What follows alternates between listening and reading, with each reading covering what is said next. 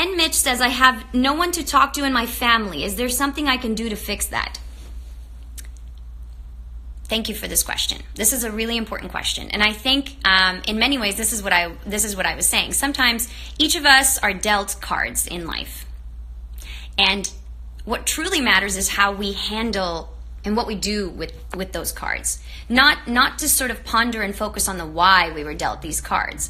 What we do about them. And we always have a choice as to what we do about them. So this is exactly what you're talking about here, Mitch.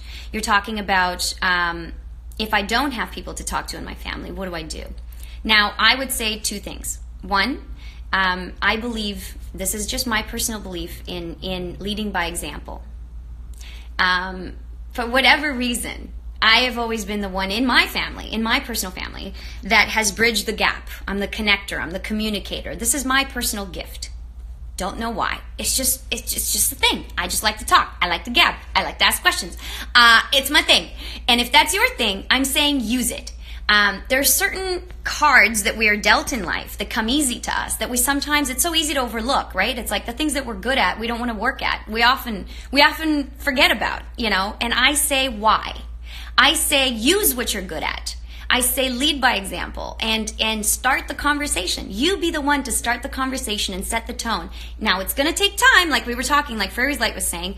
It's going to take patience and time. So don't think that this is going to change overnight, right? Our expectations need to be managed to give everyone else freedom and respect to respond the way we hope they respond. Now, you're going to do this. You're going to set this tone with an open heart, and you're going to hope that the members of your family respond. And if they don't, you have to also be okay with that, because again, leading by example means that we give everyone the freedom, just like you would want to have the freedom to be able to express yourself properly.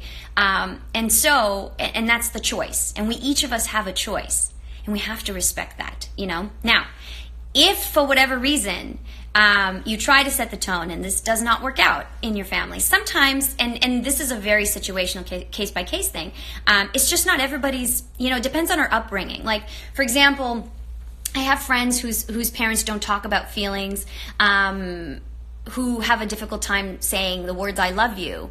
It's just the way they were raised. Some people are just more closed off and colder than others. Again, we have to respect that in many ways and understand that even though it's difficult to communicate the feelings sometimes because we don't always have the words, it doesn't mean that we don't feel it, right?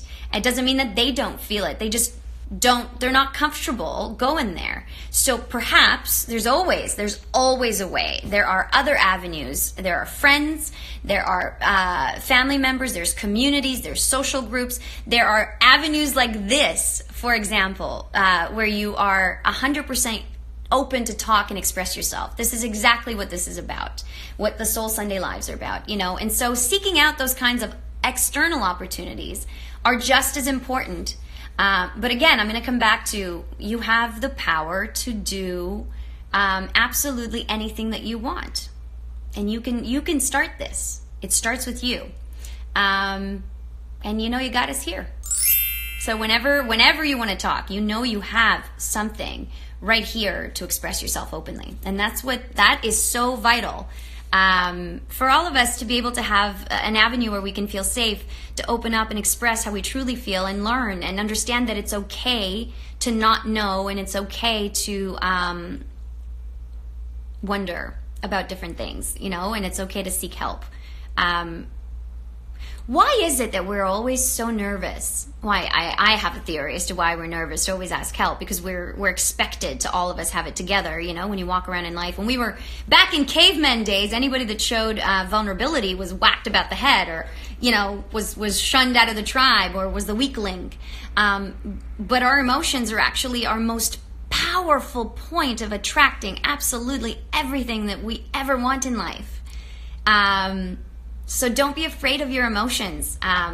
Embrace them. Embrace them and surround yourself with support. And there's never just a single avenue of support. I think I want to wrap that point up with that. There are always many, many, many ways that you can get what you want. So don't ever think that if you're not getting the love, the understanding, the confidence from one source, that's the be-all and end-all, and you will never be able to get what you want. I think that there are so many different ways that you can get what you want. At any given time, you just have to have your eyes open and express. Oftentimes, it's expressing the need. If people don't know that you need something, how are they supposed to read your mind or know that that's what you're thinking?